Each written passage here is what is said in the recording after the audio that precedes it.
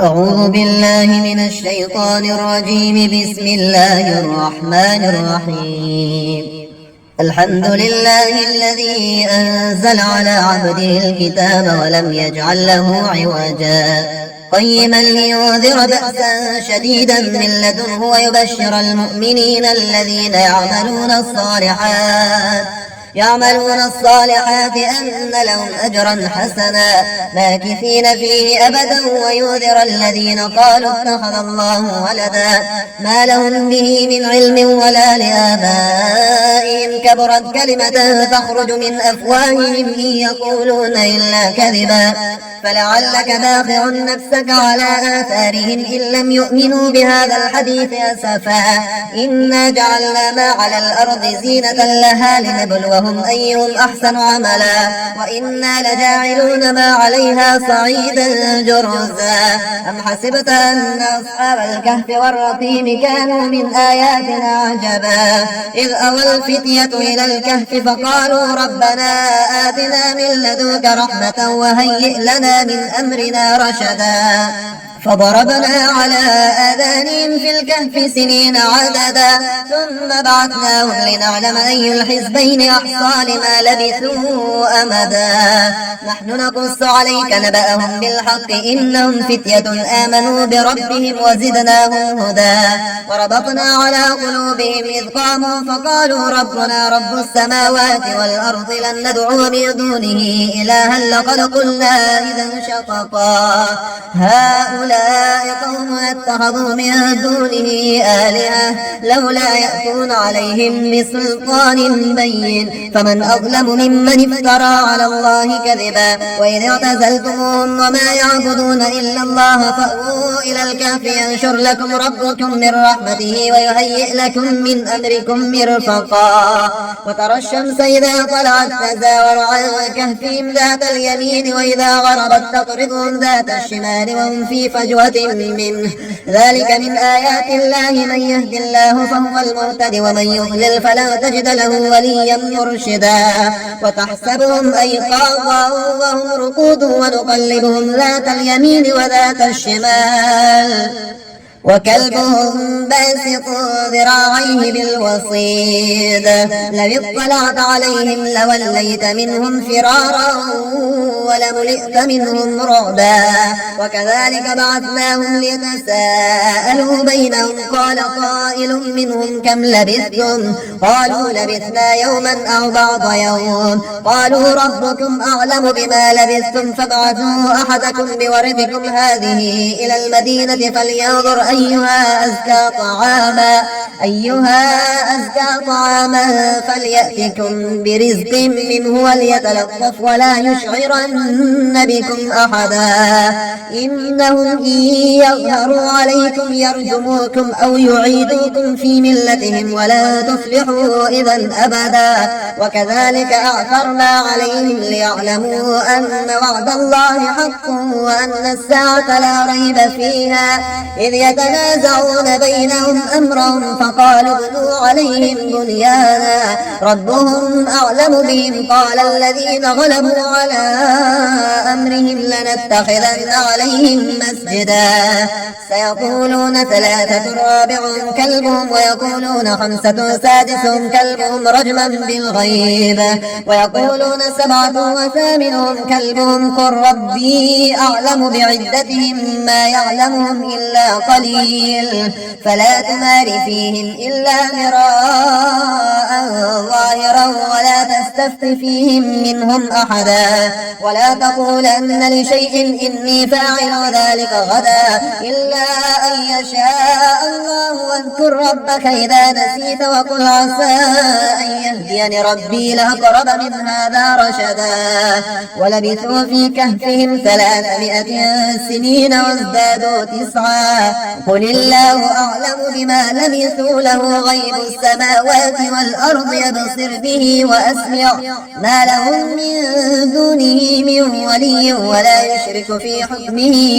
أحدا واتل ما أوحي إليك من كتاب ربك لا مبدل لكلماته ولن تجد من دونه ملتحدا واصبر نفسك مع الذين يدعون ربهم بالغداة والعشي يريدون وجهه ولا تعد عيناك عنهم تريد زينة الحياة الدنيا ولا تطع من أغفلنا قلبه عن ذكرنا واتبع هواه وكان أمره فرطا وقل الحق من ربكم فمن شاء فليؤمن ومن شاء فليكفر إنا أعتدنا للظالمين نارا أحاط بهم سرادقها وإن يستغيثوا يغاثوا بماء كالمهل يشوي الوجوه بئس الشراب وساءت مرتفقا إن الذين آمنوا وعملوا الصالحات إنا لا نضيع أجر من أحسن عملا أولئك لهم جنات عدن تجري من تحتهم الأنهار يحلون فيها من أسامر من ذهب ويلبسون ثيابا خضرا من سندس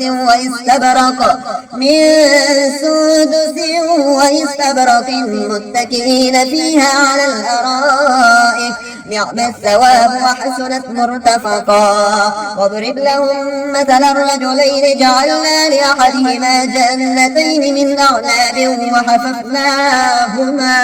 وحففناهما بنخل وجعلنا بينهما زرعا كلتا الجنتين آتت أكلها ولم تظلم منه شيئا وفجرنا خلالهما نهرا وكان له ثمر فقال لصاحبه وهو يحاذره أنا أكثر منك مالا وأعز نفرا ودخل جنته وهو ظالم لنفسه قال ما أظن أن تبيد هذه أبدا وما أظن الساعة قائمة ولئن رددت إلى ربي لاجدن خيرا منها منقلبا قال له صاحبه وهو يحاوره أكفرت بالذي خلقك من تراب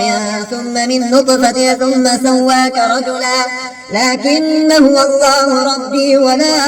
أشرك بربي أحدا ولولا إذ دخلت جنتك قلت ما شاء الله لا قوة إلا بالله إن ترني أنا أقل منك مالا وولدا فعسى ربي أن يؤتيني خيرا من جنتك ويرسل عليها حسبانا من السماء فتصبح صعيدا زلقا أو يصبح ماؤها غورا فلن تستطيع له طلبا وأحيط بثمره فأصبح يقلب كفيه على ما أنفق فيها وهي خاوية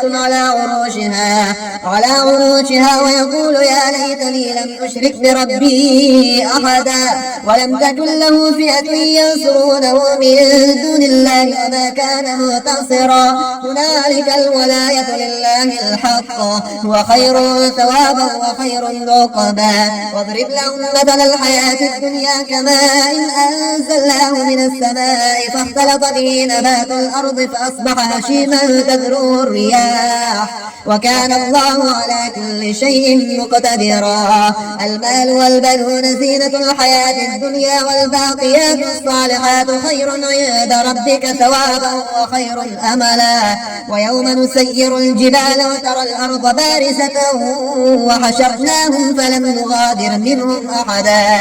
وعرضوا على ربك صفا لقد جئتمونا كما خلقناكم أول مرة بل زعمتم أن لن نجعل لكم موعدا ووضع الكتاب فترى المجرمين مشفقين مما فيه ويقولون يا ويلتنا ما لهذا الكتاب لا يغادر صغيرة ولا كبيرة إلا أحصاها ووجدوا ما عملوا حاضرا ولا يظلم ربك أحدا وإذ قلنا للملائكة اسجدوا لآدم فسجدوا إلا إبليس كان من الجن ففسق عن أمر ربه أفتتخذونه وذريته أولياء من دوني وهم لكم عدو بئس للظالمين بدلا ما أشهدتم خلق السماوات والأرض ولا خلق أنفسهم وما كنت متخذ المضلين عضدا ويوم يقول نادوا شركائي الذين زعمتم فدعوهم فلم يستجيبوا لهم وجعلنا بينهم موبقا ورأى المجرمون النار فظنوا أنهم واقعوها ولم يجدوا عنها مصرفا ولقد صرفنا في هذا القرآن للناس من كل مثل وكان الإنسان أكثر شيء جدلا وما منع الناس أن يؤمنوا إذ جاءهم الهدى ويستغفروا ربهم إلا أن تأتيهم سنة الأولين أو يأتيهم العذاب قبلا وما نرسل المرسلين إلا مبشرين ومنذرين ويجادل الذين كفروا بالباطل ليدحضوا به الحق واتخذوا آياتي وما أنذروا هزوا ومن أظلم ممن ذكر بآيات ربه فأعرض عنها ونسي ما قدمت يداه إنا جعلنا على قلوبهم أكنة أن يفقهوه وفي آذانهم وقرا وإن تدعوهم إلى الهدى فلن يهتدوا إذا أبدا وربك الغفور ذو الرحمة لو يؤاخذهم بما كسبوا لعجل لهم العذاب بل لهم موعد لن يجدوا من دونه موئلا وتلك القرى أهلكناهم لما ظلموا وجعلنا لمهلكهم موعدا وإذ قال موسى لفتاه لا أبرح حتى أبلغ مجمع البحرين أو أمضي حقبا فلما بلغا مجمع بينهما نسيا حوتهما فاتخذ سبيله في البحر سربا فلما جاوزا قال لفتاه آتنا غداءنا لقد لقينا من سفرنا هذا نصبا قال أرأيت إذ أوينا إلى الصخرة فإني نسيت الحوت وما أنسانيه إلا الشيطان أن أذكره واتخذ سبيله في البحر عجبا قال ذلك ما كنا نبغي فارتد على آثارهما قصصا ووجد عبدا من عبادنا آتيناه رحمة من عندنا وعلمناه من لدنا علما قال له موسى هل أتبعك على أن تعلمني مما علمت رشدا قال إنك لن تستطيع معي صبرا وكيف تصبر على ما لم تحط به خبرا قال ستجدني إن شاء الله صابرا ولا أعصي لك أمرا قال فإن اتبعتني فلا تسألني عن شيء حتى أحدث لك منه ذكرا فانطلقا حتى إذا ركبا في السفينة خرقها قال أخرقتها لتغرق أهلها لقد جئت شيئا إمرا قال ألم أقل إنك لن تستطيع معي صبرا قال لا تؤاخذني بما نسيت ولا ترهقني من أمري عسرا فانطلقا حتى إذا لقيا غلاما فقتله قال أقتلت نفسا زكية بغير نفس لقد جئت شيئا نكرا قال ألم أقل لك إنك لن تستطيع معي صبرا قال إن سألتك عن شيء بعدها فلا تصاحبني قد بلغت من لدني عذرا فانطلقا حتى إذا أتيا أهل قرية استطعما أهلها فأبوا أن يضيفوهما فوجدا فيها جدارا يريد أن ينقض فأقامه قال لو شئت لاتخذت عليه أجرا قال هذا فراق بيني وبينك سأنبئك بتأويل ما لم تستطع عليه صبرا أما السفينة فكانت لمساكين يعملون في البحر فأردت أن أعيبها وكان وراءهم ملك يأخذ كل سفينة غصبا وأما الغلام فكان أبواه مؤمنين فخشينا أن يرهقهما طغيانا وكفرا فأردنا أن يبدلهما ربهما خيرا منه زكاة وأقرب رحما وأما الجدار فكان لغلامين يتيمين في المدينة وكان تحته كنز لهما وكان أبوهما صالحا فأراد ربك أن يبلغا أشدهما ويستخرجا كنزهما رحمة من ربك وما فعلته عن أمري ذلك تأويل ما لم تستطع عليه صبرا ويسألونك عن ذي القرنين قل سأتلو عليكم منه ذكرا إنا مكنا له في الأرض وآتيناه من كل شيء سببا فأتبع سببا حتى إذا بلغ مغرب الشمس وجدها تغرب في عين حمية ووجد عندها قوما قلنا يا ذا القرنين إما أن تعذب وإما أن تتخذ فيهم حسنا قال أما من ظلم فسوف نعذبه ثم يرد إلى ربه فيعذبه عذابا نكرا وأما من آمن وعمل صالحا فله جزاء الحسنى وسنقول له من أمرنا يسرا ثم أتبع سببا حتى إذا بلغ مطلع الشمس وجدها تطلع على قوم لم نجعل لهم من دونها سترا كذلك وقد أحطنا بما لديه خبرا ثم أتبع سببا حتى إذا بلغ بين السدين وجد من دونهما قوما لا يكادون يفقهون قولا قالوا يا ذا القرنين إن يأجوج ومأجوج مفسدون في الأرض فهل نجعل لك خرجا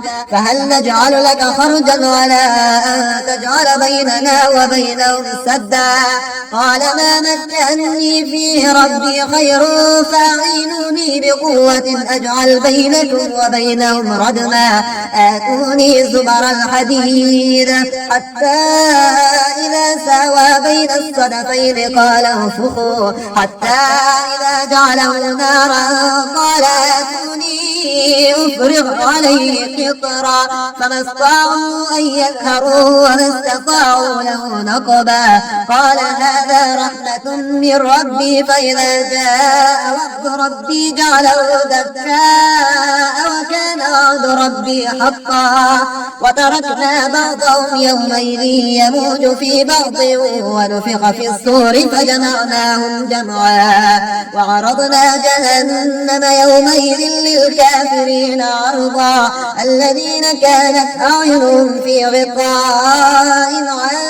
ذكري وكانوا لا يستطيعون سمعا أفحسب الذين كفروا أن يتخذوا عبادي من دوني أولياء إنا أعتدنا جهنم للكافرين نزلا قل هل ننبئكم بالأخسرين أعمالا الذين ضل سعيهم في الحياة الدنيا وهم يحسبون أنهم يحسنون صنعا أولئك الذين كفروا بآيات ربهم ولقائه فحبطت أعمالهم فلا نقيم لهم يوم القيامة وزنا ذلك جزاؤهم جهنم بما كفروا واتخذوا آياتي ورسلي هزوا إن الذين آمنوا وعملوا الصالحات كانت لهم جنات الفردوس نزلا خالدين فيها لا يبغون عنها حولا قل لو كان البحر مدادا لكلمات ربي لنفد البحر قبل أن تنفد كلمات ربي ولو جئنا بمثله مددا قل إنما أنا بشر مثلكم يوحى إلي أنما إلهكم إله واحد فمن كان يرجو لقاء ربه فليعمل عملا صالحا ولا يشرك بعبادة ربه أحدا.